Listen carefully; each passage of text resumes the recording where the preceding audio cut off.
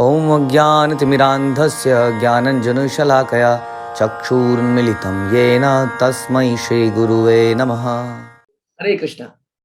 तो हम आगे लेके चलते हैं आपको एक रामायण की बहुत ही रोचक शिक्षाप्रद कथा से, जो भगवान राम ने इस संसार में आके करी ताकि हम जैसे लोगों का पद प्रदर्शन कर सके। कथा शुरू होती है, नॉट शुरू होती है, इतना पीछे तो नहीं जाएंगे, लेकिन हम जाएंगे वाल्मीकि जी के आख्यान से। आप जानते हैं कि वाल्मीकि जी के आश्रम में सीता जी आ गई थी जब Ram ji due to many reason, philosophical reason, भगवान राम ने उनको अपने राज्य से निष्कासित किया था।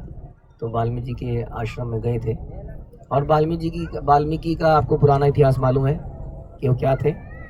लेकिन एक विशेष घटना होती है कि वाल्मीकि को दो पक्षी दिखते हैं जो आपस में प्रेम संबंध कर रहे होते हैं। तो प्रेम संबंध करते करते अचानक से एक बाण आता है और एक नर पक्षी को मार देता है।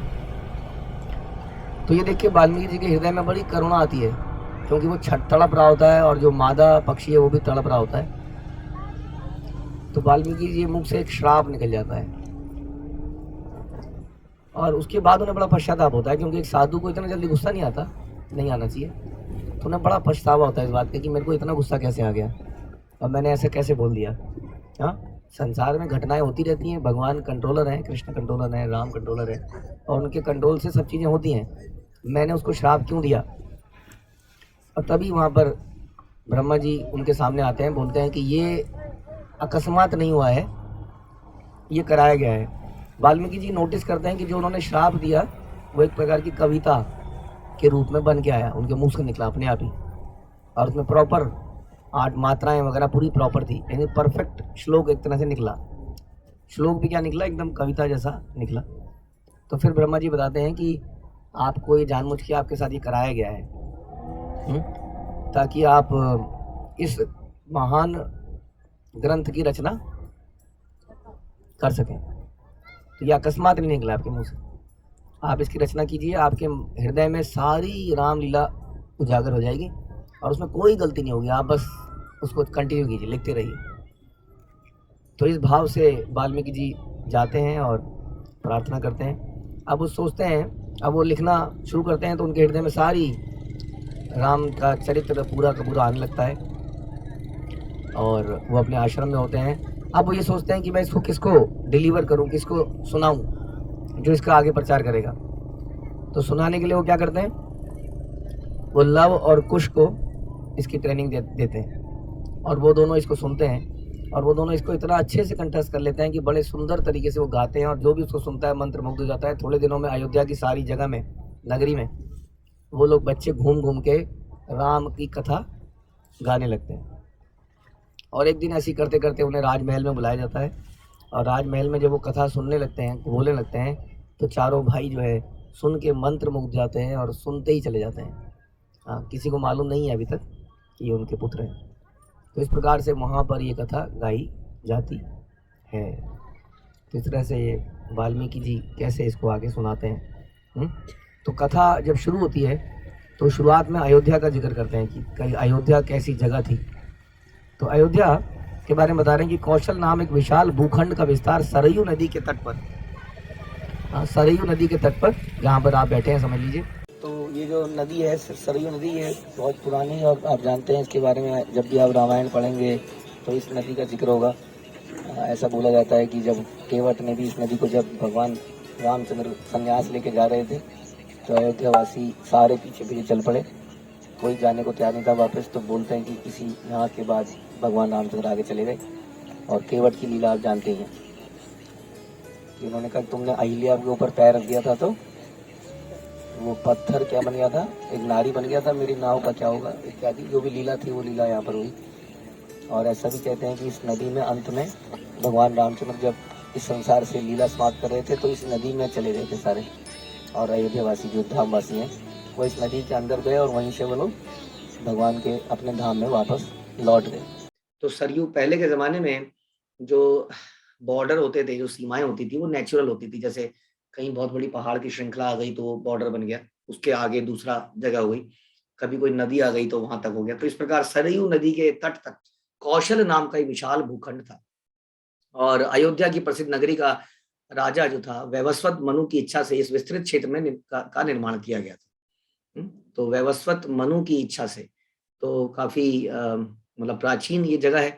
ये भव्य नगर 96 मील लंबा, 96 माइल्स लंबा और 24 मील चौड़ा था। तो वैवस्वत मनु की इच्छा से इसका निर्माण किया गया था। तो अयोध्या के द्वार पथ संगमरमर से निर्मित थे। संगमरमर, आप जानते हैं कि संगमरमर जैसा पत्थर जब द्वार पथ है ना, जनरली लोग रास्तों में ऐसे पत्थर नहीं लगाते हैं, तो द्वार पथ जो थे वो संगमरमर से बने थे और द्वारों पर स्वर्ण एवं रजत की नक्काशी की गई थी। सोने और चांदी से नक्काशी की गई थी द्वारों के ऊपर। ऐसी इतना ऑपुलेंस थी वहां पर, हम सोच सकते हैं। आजकल हम लोग घर में भी सोना रखते हैं तो चोरी होने का डर होता है, अगर सोचिए रास्तों में दरवाजों पे सोने की नक्काशी, तो कैसी जगह होगी। नगर भर में कवि गायक भगवान के यश का गुणगान करते रहते थे। तो इससे पता चलता है कि वहां के राजा बड़ा धार्मिक थे। ऑब्वियसली भगवान राम जहाँ पैदा हुए हों, वो कैसा परंपरा रही होगी। तो वहाँ लोग नेचुरली, जैसे आजकल हम सड़कों में निकल जाते हैं तो कुछ फिल्मी गाने कहीं ना कहीं से सुनाई दे जाते हैं, लेकिन अयोध्या में आप निकलो तो अयोध्या में भगवान के यश का गुणगान कहीं ना कहीं से सुनाई आवाज घरों से आता जाता था। आज भी अगर आप वृंदावन की गलियों से निकलते हैं तो कई अपनी घर में मन पूजा कर रहा होता है, कहीं कथा चल रही होती है। तो इस प्रकार का अयोध्या नगरी थी। और नर्तक भगवान की सर्व कल्याणकारी लीलाओं पर आधारित नाटकों पर मंचन करते रहते थे। इस प्रकार से वहां पर नगर भर में जगह जगह कोई व्यक्ति है जो कि कुछ लीलाएं कर रहा है, मतलब कुछ नाटक कर रहा है, कुछ प्ले कर रहा है, इस तरह का वहां पर माहौल चलता रहता था। तो ऐसा चारों तरफ माहौल था और सहस्त्र योद्धा इस भव्य नगरी की सुरक्षा करते थे। यानी कि बहुत ही सैनिक लोग वहां पर तैनात थे, चारों तरफ सुरक्षा का पूरा व्यवस्था था। क्योंकि राजा का ये कर्तव्य होता है कि पूरी सुरक्षा प्रदान की जाए ताकि धार्मिक कार्यों को करने के लिए कोई अधार्मिक व्यक्ति विघ्न न डाल पाए। हमने देखा कि जब भी हम कोई धार्मिक कार्य करने लगते हैं तो कोई ना कोई आसुरिक आसुरिक प्रवृत्ति के लोग उसमें विघ्न जरूर डालते हैं। तो इसके लिए क्षत्रिय का ये कर्तव्य बनता है कि वो ऐसे विघ्नों को रोके ताकि ब्राह्मण लोग अपना काम कर सके। जब ब्राह्मण अपना काम कर पाते हैं तो समाज बिल्कुल सही से चलता है। तो विश्व के सभी भागों से राजा और राजकुमार अपना अपना वार्षिक कर भुगतान करने आते थे। सब लोग बिल्कुल अपने आप ही अपना कर देते थे। तो कर टैक्स होता है, जैसे आप आजकल के जमाने में हम गवर्नमेंट को टैक्स देते हैं, उस जमाने में अलग अलग, जैसे एक हो गया चक्रवर्ती राजा, एक मेन राजा हो गए, उस राजा ने अंदर बहुत सारे और राजा हैं जो अपने अपनी जगह को संभाल रहे हैं और वो अपने अपने लोगों से कर वसूल कर रहे हैं। कुछ अपने राज्य में इस्तेमाल कर रहे हैं और कुछ कर वो मेन राजा जो सेंट्रल राजा है उसको देने के लिए आते हैं। तो इस प्रकार से वो अपना अपना वार्षिक कर भुगतान करने आते हैं और अयोध्या के राजा के प्रति आदर प्रकट करते। और ये बड़ी स्वेच्छा से करते थे। ऐसा नहीं था कि उनके हृदय में ये था कि नहीं जी ये कैसे हम लोग, अभी हमारा ये चल रहा है, हम आप हमारे पर अत्याचार कर रहे हैं या मतलब बड़ी स्वेच्छा से, बड़ी इच्छा से वो अपना आदर प्रकट करने आते थे और अपनी इच्छा से कर देते थे और बड़ा उन्हें प्रसन्नता होती थी करते थे। तो ब्राह्मण पुरोहित प्राय भगवान विष्णु का गुणगान करते हुए वैदिक श्लोकों का उच्चारण करते थे और जगह जगह अगर यज्ञ अग्नि दी जाती थी। तो क्योंकि हमने सुना था कि त्रेता युग जो है विशेषकर यज्ञ के लिए था, जैसे सतयुग था ध्यान के लिए, त्रेता यज्ञ के लिए, द्वापर विग्रह सेवा के लिए और कलयुग हरिनाम के लिए। तो त्रेता था तो जगह जगह पर ब्राह्मण यज्ञ करते दिखते थे और उसमें भी कहाँ पर भगवान विष्णु का गुणगान और वैदिक श्लोकों का उच्चारण वो करते थे। तो यज्ञ भी हमने सुना, यज्ञ वो होता है जो भगवान की प्रसन्नता के लिए किया जाए वास्तव, ना कि कुछ अपनी प्राप्ति के लिए। तो जगह जगह ब्राह्मण लोग ये करते हुए दिखाई देते थे। महाराज दशरथ संपूर्ण पृथ्वी के शासक और एक महान राज ऋषि थे। वो नॉर्मल राजा नहीं थे, वो राज ऋषि थे, यानी कि राजाओं में ऋषि, यानी कि इंद्रिय तृप्ति के राजा नहीं थे। वो राजा इसलिए नहीं बनते थे कि 5 साल के लिए सरकार मिलेगी, सरकार को लूटेंगे, खाएंगे पिएंगे। वो लोगों के कल्याण के लिए, धार्मिक प्रथा का को मेंटेन करने के लिए राजा बनते थे। तो राज ऋषि कहते हैं ऐसे लोग, यानी राजाओं में ऋषि थे। इंद्रियों पे संयम था राजाओं के। वे असीमित क्षत्रियों के साथ अकेले युद्ध कर सकते थे। ऐसे नहीं थे कि तुम जाओ और तुम युद्ध करो, मैं अपने यहाँ पर बैठा हूँ। वो आगे से लीड करने वाले राजा थे। और बड़े ही योद्धा थे, बहुत बड़े, कईयों से अकेले युद्ध कर सकते थे, ऐसा उनका चरित्र था। उनके तथा प्रजा के धार्मिक होने के कारण अयोध्या एक प्रमाणिक वैदिक सभ्यता का सजीव चित्र प्रस्तुत करती है। क्योंकि वो सब धार्मिक थे, क्योंकि राजा ही जब धार्मिक बन जाता है तो प्रजा अपने आप धार्मिक बन जाती है। तो एक बहुत ही आइडियल जिसको देखा जा सके, जिसको प्रमाण की तरह लिया जा सके, ऐसा राज्य अयोध्या बन गया था। और अयोध्या में चारों वर्ण तथा ब्राह्मण, क्षत्रिय, वैश्य, शूद्र आश्रम अच्छी तरह से शांति से अपना काम कर रहे थे।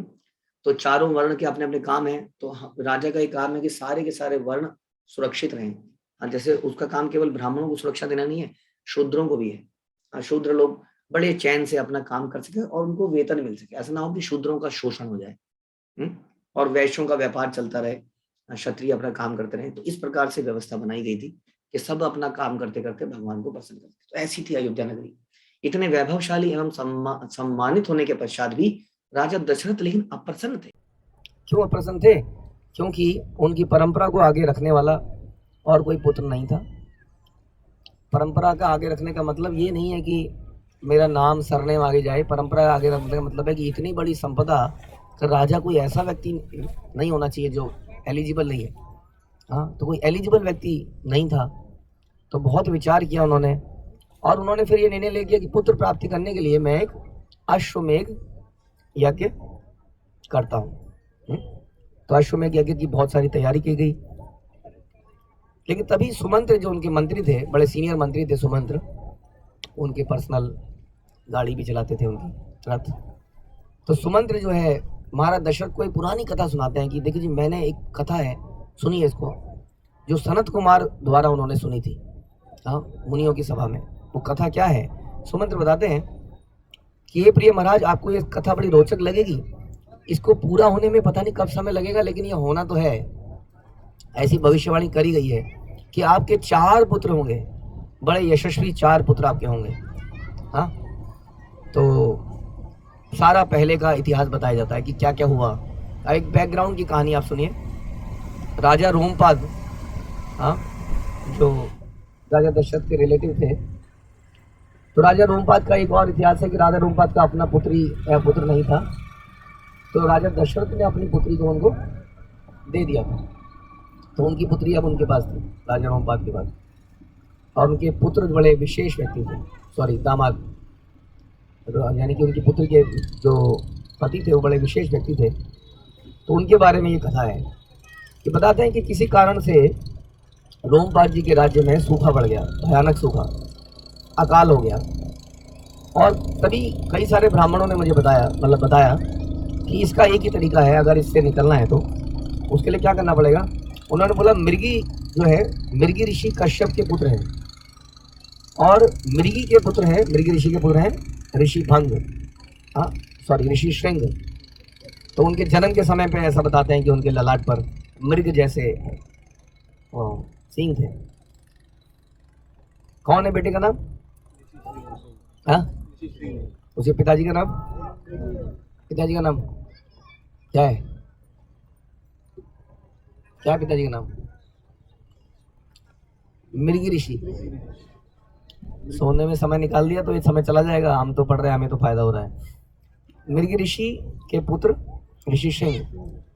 तो ऋषि सिंह, अगर आपके, उनका लालन पालन बड़े डिफरेंट तरीके से किया गया है। अगर वो आपके राज्य में किस तरह आ जाएं और आप अपनी पुत्री का विवाह उनसे कर दो तो ये अकाल चला जाएगा। अब बड़े चिंता में आ गए कि ऋषि सिंह को लाना, मतलब मृग ऋषि कैसे, क्योंकि ऋषि सिंह की जो परवरिश करी गई थी वो ऐसे करी गई थी कि आज तक उन्होंने किसी स्त्री को देखा ही नहीं था। मतलब देखा ही नहीं था, आप समझ सकते हैं। मिलना जुलना, बातचीत बंद नहीं थी। उनके पिता ने उनको ऐसे संरक्षण में रखा कि आज तक उन्होंने किसी स्त्री को देखा ही नहीं था। वो जानते ही नहीं थे कि काम क्या है, ये सब चीज़ क्या है। तो ऐसा व्यक्ति अगर आपके राज्य में ये आएंगे, आपकी पुत्री से विवाह करेंगे, तो यहाँ पे अकाल चला जाएगा। अब ये बड़े चिंतित हो गए कि अगर हम, जिसने इतने ध्यान से अपने बच्चे को पाला है, अगर हम वहाँ से लाने की बात करेंगे तो हम तो कहीं श्राप ना दे दें मृग ऋषि। तो ये घबरा गए। लेकिन फिर इन्होंने योजना बनाई, सबने सोचा कि हम कुछ ऐसा करेंगे, स्त्रियों को लेके जाएंगे पुरुषों के वेश में और धीरे धीरे इनसे दोस्ती बनाएंगे। ऐसा प्लानिंग करी गई। तो वो स्त्रियां वहाँ पर गई, वहाँ पर ऐसा बताया जाता है कि मतलब वहाँ पर स्त्रियां गई और उन्होंने धीरे धीरे उनसे दोस्ती बनानी शुरू करी। तो वो उनसे मिलती थी और मिलने के बाद बड़ी सेवा करती थी उनकी। तो उनको बड़ी अच्छी अच्छी मिठाइयाँ खिलाती थी अपने हाथ की, अलग अलग तरह की मिठाइयाँ। कहते हैं ना कि खाने से आदमी जल्दी फंसता है। तो उन्हें ऐसी मिठाइयाँ खिलाती थी और बड़े मीठे वचन बोलती थी। आवाज़ ऐसी आवाज़ थी, डिफरेंट आवाज, ऐसी आवाज सुनी नहीं थी उन्होंने कभी। तो उन्हें बड़ा अच्छा लगता था, उन्हें लगता था ये कोई विशेष पुरुष है, कहीं से आए हैं, पता नहीं कौन है ये लोग, इतना स्वादिष्ट प्रसाद देते हैं, इतने प्यार से बात करते हैं। तो बात करते करते करते उनकी आसक्ति उनसे ज़बरदस्त आसक्ति हो गई। और तो एक बार उन्होंने बोला कि मैं भी आपके लिए कुछ करना चाहता हूँ। तो उन्होंने कहा तुम आप हमारे लिए कुछ करना है तो हमारे स्थान में चलो। उन्होंने कहा कहाँ है हमारा स्थान? उन्होंने कहा हमारा स्थान यहाँ से थोड़ा दूर है, आपको हमारे साथ चलना होगा। तो उन्होंने मान लिया और उनके साथ वहाँ पर चल पड़े। इस दौरान उनकी आसक्ति बहुत ज़्यादा हो गई थी। और बताते हैं कि इवन जैसे ही ऋषि श्रृंग ने रोमपाद जी के राज्य में एंटर किया, तभी से तुरंत वर्षा होने लगी वहाँ पर। और वहाँ पर वो पहुँचे। अब बात थी कि उनको बताया कैसे जाए, उनके पिताजी को कैसे बताया जाए। तो उनका बड़ा आदर सत्कार किया गया पहले, और बड़े प्रेम से उनको सारी घटना बताई गई और उसका कारण बताया गया। और उनसे क्या कहते अभय दान मांगा कि आप मतलब क्रोधित तो नहीं होंगे ना। तो फिर उन्होंने प्रसन्न होकर अल्टीमेटली उन्हें आशीर्वाद दिया, क्रोधित नहीं हुए। तो ऋषि श्रृंग का विवाह हुआ रोमपाद जी की पुत्री से। रोमपाद जी की पुत्री कौन है? दशरथ की पुत्री। दशरथ जी की पुत्री।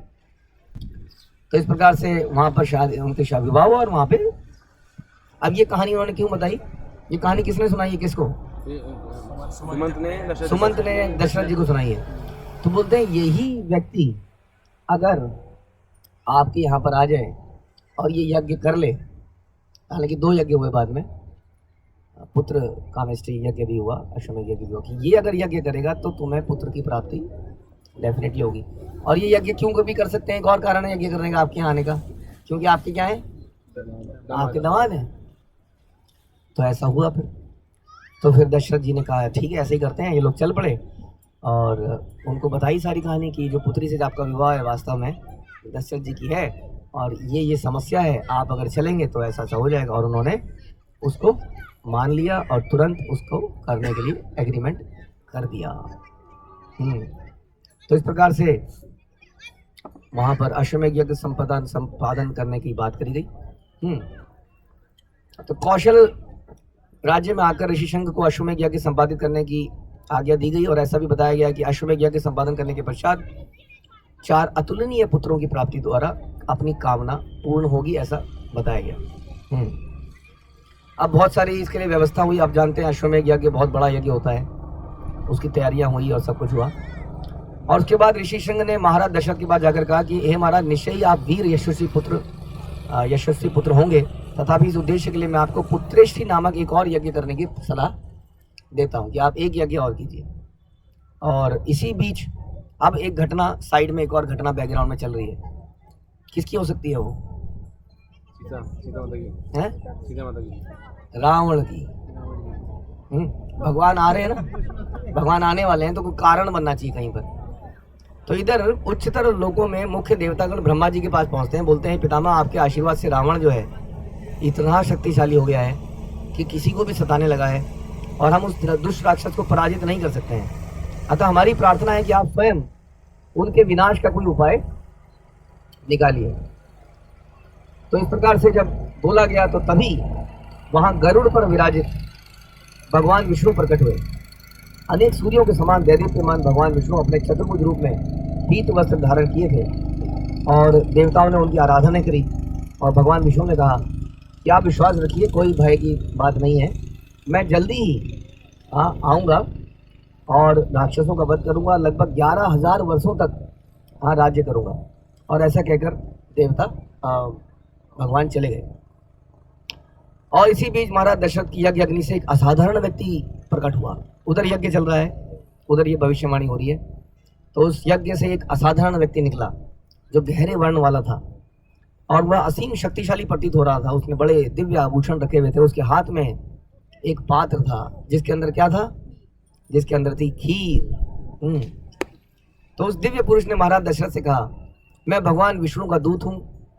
और राजा ने बोला हे विष्णुदूत, कृपया मुझे बताएं कि मैं आपकी क्या सेवा कर सकता हूँ। तब उसने बताया कि ये खीर आपके यज्ञ का फल है, इसको अपनी 3 पत्नियों में बांट दीजिए, इसके बाद आपके 4 पुत्र होंगे। तो महाराज दशरथ ने उस पात्र को लिया, अब उसको बांटना शुरू किया। तो महाराज दशरथ ने कौशल्या को कितनी खीर दी? 1 मतलब क्या होता है? 1 तो समझ नहीं आया, आउट ऑफ टोटल 1 कटोरी। आधी खीर कौशल्या को दी, और सुमित्रा को 1/4 दी, और केकई को 8वां भाग दिया। अब 1/8वां भाग बच गया, तो कुछ सोचकर उन्होंने दोबारा से 1/8वां भाग सुमित्रा को दे दिया। इससे क्या हुआ? हाँ, सुमित्रा के 2 पुत्र होंगे। ओके, इसी बीच भगवान ब्रह्मा ने देवताओं को आदेश दिया, देखिए जी भगवान आने वाले हैं, अब आपको तैयारी करनी है, सेटअप करना है। जाके सेटअप करने के लिए आपको क्या करना पड़ेगा? पार्षदों को भेजना पड़ेगा, जाना पड़ेगा। करना क्या पड़ेगा जाके? है? बंदर बनना पड़ेगा, बंदर। आपको बंदरों के रूप में जगह जगह आना पड़ेगा, और ना साधारण बंदर नहीं होंगे वो, कुशाग्र बुद्धि वाले, शस्त्र विद्या में निपुण, भगवान विष्णु के समान पराक्रम में आकाशीय काया वाले होने चाहिए। ऐसे बंदर तुम्हें बन के वहां पे आना पड़ेगा। ये बंदर बड़े अद्भुत थे, आप जानते नहीं है? जब रामायण सुनेंगे तो ये साधारण बंदर थे ही नहीं। अंगद की कथा आपने सुनी है ना? रावण ने अंगद के पैर उठाने के लिए दोनों हाथों से, पहले इंद्रजीत तो हार चुका था, 2 हाथ पकड़े। जब वो 2 हाथ से हिला नहीं पाया तो उसने क्या किया? 20 हाथ सारे लगाए, उसके 20 हाथ है ना, और 20 हाथों से भी हिला नहीं पाया तो अंगद ने बोला अच्छा छोड़ दो, मैं अपना पैर उठा रहा हूँ और अंगूठा जमीन पर रख रहा हूँ। पैर उठा के ऐसे कह रहा, आप इसको उठाओ, तो उठा नहीं पाया। तो ये कोई साधारण बानर नहीं थे, तो बोला कि सारे देवता आप लोग तैयारी कर लीजिए, भगवान बस आने ही वाले हैं, जगह जगह पे पैदा हो जाओ। तो हम पहले भी सुना था कि ये भक्त का एक नेचर होता है कि वो भगवान के लिए बंदर बनने को विचार कहते हैं, अबे बंदर चल बंदर, तो देवता बंदर बन गए। तो इस तरह से कई सारे लोग वहां पर आए। यहाँ बताया गया है कि सूर्य ने सुग्रीव, बृहस्पति ने तार, कुबेर ने गंधमाद, विश्वकर्मा ने नल, वरुण ने सुषेणु, वायु ने हनुमान को जन्म दिया, और इन मुख्य वानरों के अतिरिक्त बहुत सारे और भी वानर आए। ओके, अब क्या हुआ? तो ये सब पात्र दे दिए, तो शीघ्र ही दशरथ की कनिष्ठतम रानी केकई ने भगवान विष्णु की 1/4 शक्ति का प्रतिनिधित्व करने वाले एक पुत्र को जन्म दिया, जिसका नाम था केकई ने। ध्यान से सुनो, नींद के झोंके मत लो। केकई ने भगवान के 1/4 शक्ति का प्रतिनिधित्व करने वाले भरत को जन्म दिया, और सुमित्रा ने 2 जुड़वा बालकों को जन्म दिया, जिनका नाम क्या था? लक्ष्मण और शत्रुघ्न। और उसके बाद में कौशल्या ने स्वयं भगवान राम को जन्म दिया। हरि बोल। और ऐसे समय पर महाराज दशरथ के पुत्रों के जन्म पर देवताओं ने पुष्प गिराए, गंधर्वों ने गीत गाए, मधुर वाद्य यंत्र बजाए, अप्सराओं ने नृत्य किया। अयोध्या में एक महोत्सव हुआ, मार्ग पर विशाल जन समूह खड़ा हो गया, और उस समय वादक, नर्तक, नागरिकों के साथ अभिनेताओं ने भाग लिया, और इस प्रकार से पूरा एक उत्सव मनाया गया, जैसे कि हम मनाते हैं भगवान के जन्म के समय पे। तो ये बहुत बड़ा उत्सव था। इसमें ये बालक जो थे, खासतौर पे सुमित्रा के दोनों बालक सर्वेंट बने। हाँ, एक बालक किसका सर्वेंट बना? भगवान राम का, और दूसरा बालक सर्वेंट बना भरत का। तो इस प्रकार से कौशल्या के बालक के जन्म के 13वें दिन पश्चात महाराज दशरथ के कुल पुरोहित वशिष्ठ मुनि ने नामकरण संस्कार संपन्न किया, और पुत्र कौशल्या के पुत्र का नाम राम, और फिर केकई के पुत्र का नाम भरत, और सुमित्रा के जोड़ों का नाम लक्ष्मण और शत्रुघ्न रखा गया। तो इस तरह से जन्म से ही राम अपने भाइयों की अपेक्षा प्रत्येक क्षेत्र में अधिक प्रवीण थे। स्वाभाविक रूप से वो महाराज दशरथ के सर्वाधिक प्रिय पुत्र थे। तो इस प्रकार से भगवान राम का जन्म जो है, जैसा हम सुनते हैं कि भगवान का जो जन्म है, जन्म कर्म चमे दिव्यम एवं यो वेति तत्वता, जो भगवान के जन्म की दिव्यता को जानता है वो संसार में दोबारा नहीं आता। यानी कि भगवान का जन्म हमारी तरह बाई फोर्स नहीं होता, वो अवतरित होते हैं। जैसे कि अभी आपने सुना किस प्रकार से उन्होंने देवताओं को बोला मैं अवश्य आऊंगा, और इस प्रकार से मनुष्य रूप लेके बहुत लंबी योजनाएं थी, बहुत सारी चीजें होनी थी, मर्यादा को स्थापित करना था, कई सारे धार्मिक नियमों को स्थापित करना था, कैसे बेटा बना जाए, कैसे शिष्य बना जाए, कैसे पति बना जाए, कैसे राजा बना जाए, कैसे ये सब, कैसे धार्मिकता का पालन एक राजा करता है, इस सारों चीजों को स्थापित करने के लिए भगवान राम दशरथ के यहाँ पर पैदा हुए। तो इस प्रकार से ये यही समाप्त होता है, आगे की कथा जारी रहेगी। हरे कृष्णा।